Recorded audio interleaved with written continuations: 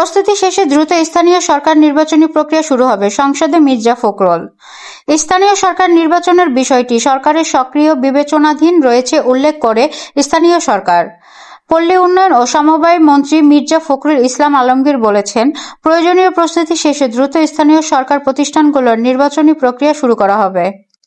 সোমবার জাতীয় সংসদে জামায়াতে ইসলামের সংসদ সদস্য চট্টগ্রাম 16 জহিরুল ইসলামের প্রশ্নের জবাবে স্থানীয় সরকারমন্ত্রী এ তথ্য জানান। স্পিকার হাফিজ উদ্দিন আহমেদের সভাপতিত্বে প্রশ্নোত্তর টেবিলে উপস্থাপিত হয়। আরেক প্রশ্নে স্বতন্ত্র সংসদ সদস্য রুমিন ফারহান জানতে চান, দেশের জনগণের নির্বাচিত প্রতিনিধি দ্বারা পরিচালিত করার লক্ষ্যে সব পর্যায়ের নির্বাচন দ্রুত করার কোনো পরিকল্পনা আছে কিনা, থাকলে কবে নাগাদ করা হবে। জবাবে সংসদ সদস্য নির্বাচন কমিশন সচিবালয়ের দায়িত্বপ্রাপ্ত মন্ত্রী স্থানীয় সরকারমন্ত্রী মির্জা ফখরুল ইসলাম আলমগীর বলেন, ধাপে ধাপে অনুষ্ঠানের সব স্তরের নির্বাচন সম্পন্ন করতে 10 মাস থেকে 1 বছর সময়ের প্রয়োজন হয়। নির্বাচন অনুষ্ঠানের ক্ষেত্রে ভোটার তালিকা প্রস্তুত, ভোটের সামগ্রী সংগ্রহ, ধর্মীয় উৎসব, পাবলিক পরীক্ষা, আবহাওয়া, কেন্দ্র চূড়ান্তকরণ ও সংস্কার, নির্বাচনী কর্মকর্তা নির্বাচন ও প্রশিক্ষণ ইত্যাদি বিবেচনা নিয়ে তফসিল ঘোষণা করতে হয়। তফসিল ঘোষণার প্রাক প্রস্তুতি হিসাবে ন্যূনতম 45 দিন প্রয়োজন হয়।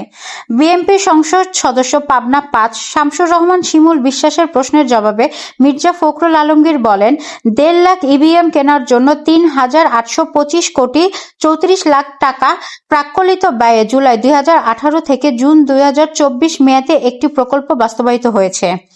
ইভিএমগুলো অর্পিত ক্রয় পদ্ধতির বাংলাদেশ সেনাবাহিনীর মাধ্যমে ক্রয় করা হয়।